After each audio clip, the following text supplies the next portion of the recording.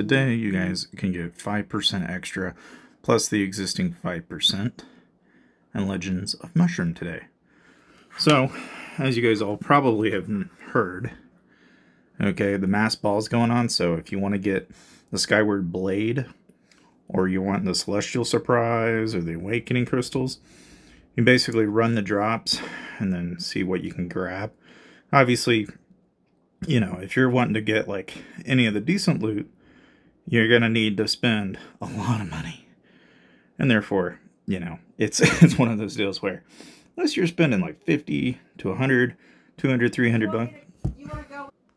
That said, of course, you know, with the mass ball going on, of course, you know, you can get married in Legends of Mushroom, which, as you guys have probably picked up, you know, that's an option. So, of course, we can go back here and run a couple of draws here. I doubt I'll get anything, yeah. But, you know, and then, of course, we also have the Lucky Spinner event. So if you're wanting the frog, that's also an option around Pepe, where you can get 15% for 5 seconds. And you get, you know, a crit res bonus. The big thing, as you might imagine, is how does this stack up compared to the Pepe event that we had not that long ago, right? I mean, if you look at the mount, you get 8% of your max HP for a shield, plus 8% attack, and then reduce the time of being controlled by 30 seconds with the Trembling Pepe mount. If you compare the artifact, you know, you're getting to summon a Pepe with 20% of the character's max HP every 12 seconds, and then upon death for 4 seconds, it explodes and does 1,000% basic attack damage, which also, when upgraded, is pretty OP, right? And then you've also got the back accessory, which is your Pepe-style thruster, where 8 seconds into the battle, your HP drops below 75, you get 5% attack, and then all enemies lose 5% attack. 15 seconds in, you get your HP below 50, you get 5% damage res. 20 seconds in, or when you lose more than 25%, you know, left of your health, you get 8% of your HP back, and then deal 8% of your max HP to all enemies, which, as you might imagine, is fairly OP. But, you know, just like anything, right? Look at the Celestial Sunrises, you can deal AoE bleed damage up to 200% of your basic attack 5 times. It ignores damage immunity, and each time you have a 50% chance of dealing extra damage to 1.5% of your max HP.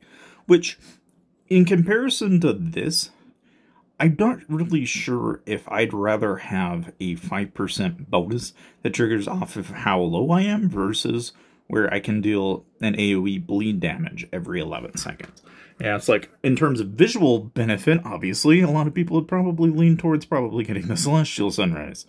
But, you know, it's just like anything, it's more or less a preference. And also kind of depends on the type of build you are playing as, right? The main thing that I can tell you is, and this is really something that, you know, I was talking to a lot of the members in Prophecy, which is PR, which is the alliance that I'm in right now. And they gave me some tips, and I thought I'd go ahead and kind of show you. So this is the current set that I'm using. Of course, you know, you can kind of adjust based on whatever it is that you're doing. But one thing that they recommended was that you just mass level your relics and level them all up to the same level. So you get the overall effect DPS, as opposed to just having a couple of, like, set relics upgraded all the way to a certain level. Which I was like, you know, that's actually really smart. I've never even considered, so I'm just pointing that out. But I've got the Thundercaller Kite, the Magic Box, and then I've also got the Time Statue, the Crimson Sickle Necklace, the Flame Book, and with that in tandem, right, on my skills and also within my souls, I mean, I've gotten some red souls now, so I'm finally, you know, racking up some pretty decent bonuses here, right? The big thing that I found was in your enchantments, okay? If you go into your enchantments, there's various different types of enchantments out there. You have like Mana Mastery, there's Elemental Wrath, and with these you also get global bonuses based on, like, if you have a full set, for example. So, like, if I want global skill damage up by 10%, or global basic attack up by 10%, and vice versa, I need 4 of these pieces all in slot. Obviously, the higher tier that you can get, i.e. you get reds, or above, you know, you're going to get higher quality, higher tier versions of these. There's Iron Wall for crit res. You know, there's so many different types of enchantments that are out there. But that was something else that I was kind of playing around with and poking around with anyway. So like right now, Furious Gale's what I've got in slot. Is it ideal? Not really. I don't need combo damage as much as I probably need to be using Mana Mastery, which, to be honest with you, if I threw in a 4-piece and I just swapped it like that, you can see that I'm going to lose some damage, but I'll also gain a basic attack bonus. You know, it's just, the tricky thing is you have to kind of gamble based on whatever pieces that you're upgrading, and it's not something you need to be too anal about, at least when you're starting out anyway. The main thing here is, right, and this is really what made a huge difference in my build. And honestly, I don't know why I didn't know anything about this until after the fact. But you get Shield Shroom, and then you get your Disarm, you get your Dazzled, you know, and then you also get Smoke Bomb, right? You put these skills in tandem together, and you've got a Stun Magnet that also triggers off your skill CD faster.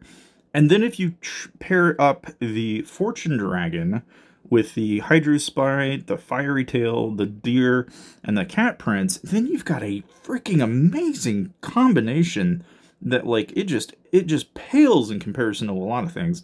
Now, like here, I can get the Alpine Fox, which I think I'm gonna go ahead and swap that out. So I'm gonna put the Deer out because I'm not gonna need damage res as much as I think I'm gonna need the Fox. Right, and if I just pair the Fox in here, then I'm going to get a stun duration and an extra 25% damage done to stun enemies, which is huge. Okay, and in terms of what this is going to do, we're going to actually just kind of go ahead and test this out. So let's see if I can do, can I do Abyssal? No, I can't do Abyssal. Oh, and also something else. I had a lot of people complaining to me about how to use gems in this game. And honestly, you know, when I was starting out free to play, I was super dumping all of my gems into gold. A lot of people were like, don't do that, don't do that, don't do this. I'm like, okay, fine. I'll listen. I hear you guys. I don't like giving bad advice, but this is what I was doing free to play.